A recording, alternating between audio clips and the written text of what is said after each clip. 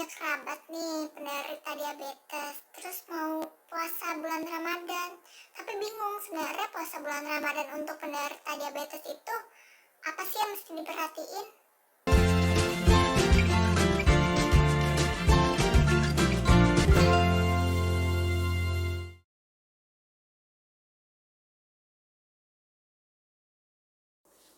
Halo, jumpa lagi di Kamis Medis dengan saya Dr. Nadia. Kita akan bahas medis di hari Kamis. Nah, di hari Kamis ini saya mau bahas nih untuk puasa bagi penderita diabetes. Jadi sebetulnya puasa untuk pasien diabetes itu diperbolehkan, tapi teman-teman harus konsultasikan dulu ke dokter yang menangani ya, gitu. Jadi biasanya kan teman-teman diabetes ini punya kayak dokter spesialis yang sudah sering dikunjungi, dokter baik itu spesialis penyakit dalam atau mungkin dokter umum. Jadi teman-teman nanti wajib untuk konsultasikan sebulan sebelum atau sekitar 2 minggu lah paling maksimal sebelum bulan puasa.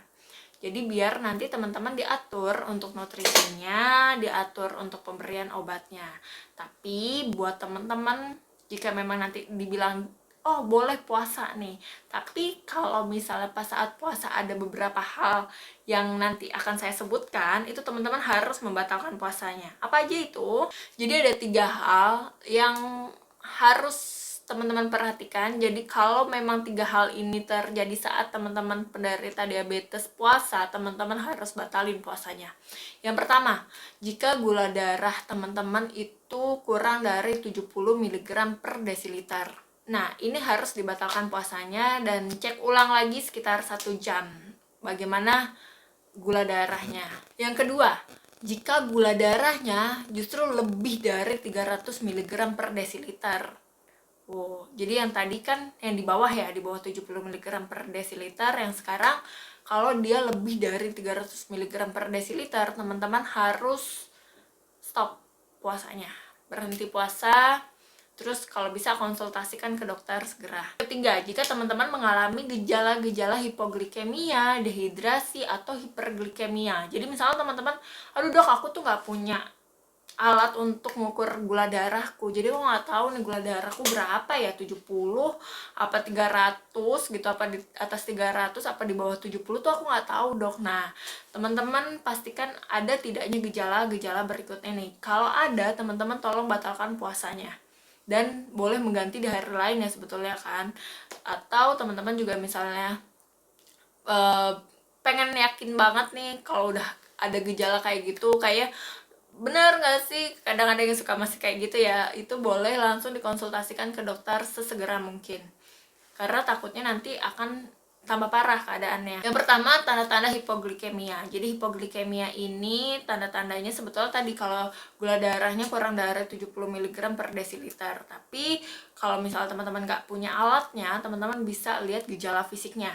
Gejala fisiknya itu apa? Pertama lapar, habis itu tangan gemeteran, berkeringat dingin, dada berdebar, perubahan kesadaran, kebingungan, sampai nyeri kepala. Nah ini adalah beberapa tanda dari hipoglikemia.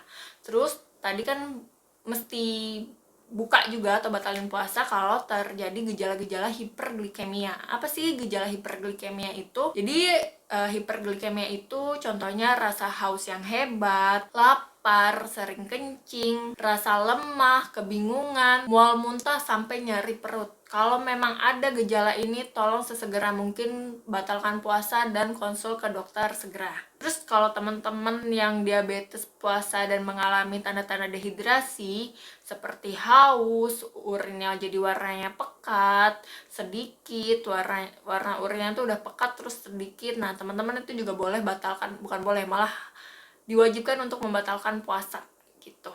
Terus aktivitas fisiknya selama bulan Ramadan untuk pasien diabetes ini masih tetap dianjurkan ya teman-teman.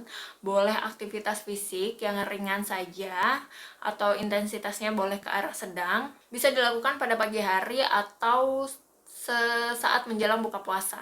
Olahraga berat harus dihindari karena nanti takut dehidrasi. Dan juga teman-teman kalau misalnya tanya, sholat tarawih termasuk aktivitas fisik nggak sih? itu termasuk aktivitas fisik juga. Jadi teman-teman boleh nih untuk sholat tarawih juga ya. Penyesuaian obat untuk pasien diabetes itu harus dikonsulkan ke dokter. Jadi teman-teman konsultasikan ke dokter, apalagi kalau misalnya ada gejala di tengah-tengah puasa, mungkin obat atau dosisnya harus disesuaikan lagi. Jadi teman-teman sesegera mungkin untuk konsul ke dokter. Nah, sebetulnya untuk pasien diabetes itu atau penyakit gula dianjurkan untuk pemantauan mandiri teman-teman, glukosa darahnya di rumah. Jadi ada 7 waktu yang bisa teman-teman lakukan pemantauan mandiri. Oke, kita simak ya. Yang pertama sebelum sahur, yang kedua pagi hari, yang ketiga siang hari, yang keempat sore hari, yang kelima sebelum berbuka, yang keenam 2 jam setelah berbuka, yang ketujuh saat mau tidur. Atau kapanpun teman-teman ngerasa ada gejala fisik, teman-teman cek aja pemantauan berkala untuk gula darahnya. Kesimpulannya, teman-teman yang diabetes masih boleh puasa, tapi tolong konsultasikan sebelum bulan Ramadan untuk dosisnya dikurangi, atau misalnya dosisnya disesuaikan nanti untuk obat-obat diabetesnya, dan juga nutrisinya. Nanti biar teman-teman bakal dikasih tahu nih makanan apa aja yang boleh dimakan dan yang tidak boleh dimakan. Dan yang paling penting harus diperhatikan, jika saat berpuasa terus ada beberapa gejala seperti kadar gulanya yang berubah atau juga ada gejala fisik, tolong teman-teman batalkan puasanya dan konsultasikan segera ke dokter.